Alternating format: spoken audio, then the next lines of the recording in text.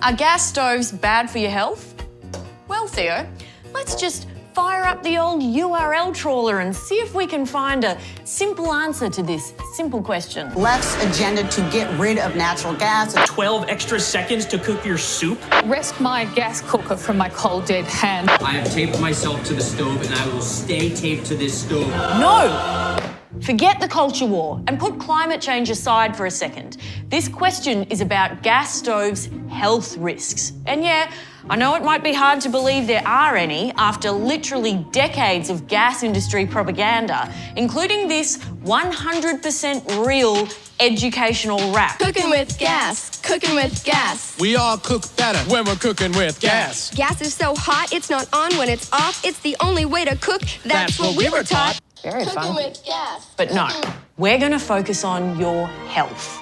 Just like one of Australia's biggest natural gas companies, Jemena, did when they ran a guided meditation session for Women's Health Week to help us understand The science behind the benefits of the natural gas flame and why relaxing with a flame can really help take the stress away. You might be wondering what that science she's referring to is. Well, Jemena's press release cited only one study, and that study involved people watching a fire simulation on a computer screen. So not a real flame, and definitely no natural gas.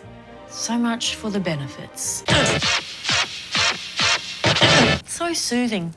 But what about the supposed risks? They're dangerous as hell for humans, emitting carbon monoxide, nitrogen oxide and nitrogen dioxide, air pollutants linked to diabetes, reproductive issues and cancer. Those are some pretty big claims. So I got some help in. This is Gideon Mayerovitz-Katz, an epidemiologist and public health writer.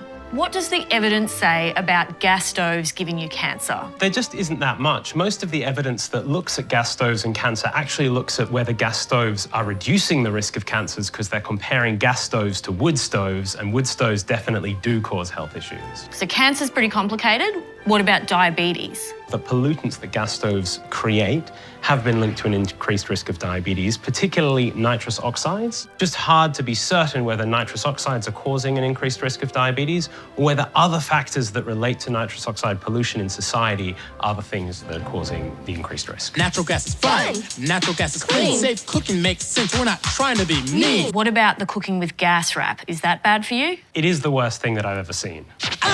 And what about reproductive issues? Are there any of those connected to gas stoves? So there have been some reproductive issues such as miscarriages, birth defects and low semen production that have been associated with natural gas extraction. Like living near fracking sites or gas wells, not actually just cooking with gas. Exactly. There is some recent research looking at cooking with gas and birth defects specifically from China. And in those studies, there didn't seem to be much of an association or any association between gas stoves and birth defects. But there's not a lot of research on the other issues. Is there any science behind what taping yourself to a gas stove does to your balls? Burns are a huge problem for male fertility.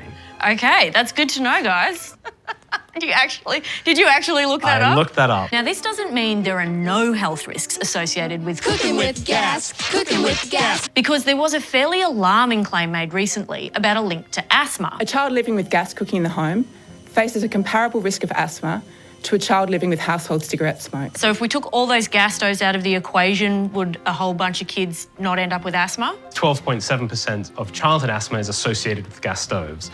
But when we say associated, we don't necessarily mean that gas stoves are causing all of those cases of asthma. If you removed all of the gas stoves tomorrow, you would probably see some children who didn't have asthma anymore. But there are lots of other causes of asthma that we wouldn't be addressing, and those would still impact children. And so the precise number, rather than being this headline 12.7%, is probably quite a bit smaller. Also, smoking confers a great number of risks, not just to asthma as part of secondhand smoke. And so in general, smoking is a much bigger health risk, particularly for children. So do you think this is a case of the nuances of a study sort of being butchered when it gets sucked into the broader debate, especially around climate? Absolutely. I think that there is a vague risk to children's health that are then being conflated with the climate change risk. And of course, climate change in general is a big risk to human health, and using gas stoves contributes to that. So that is a very valid reason to object to gas stoves in households.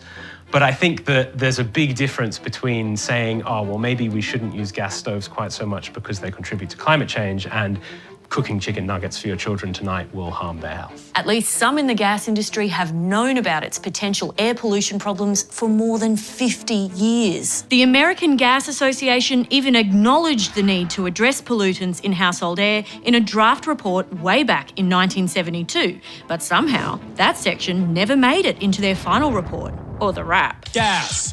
It's cooler. We're cooking with gas. It's precise. We're cooking with gas. It's cleaner. We're cooking with gas. It's cheaper. Confirm, Gideon. Gas stoves are probably not a killer in the kitchen, but they're not great either. Pretty much. I mean, one of the most reassuring things that the evidence shows is that if you improve ventilation in kitchens, so opening a door, a window, having a ceiling fan even, you can almost entirely mitigate the increased levels of pollutants caused by gas stoves. And there are several randomized controlled trials that have shown just that.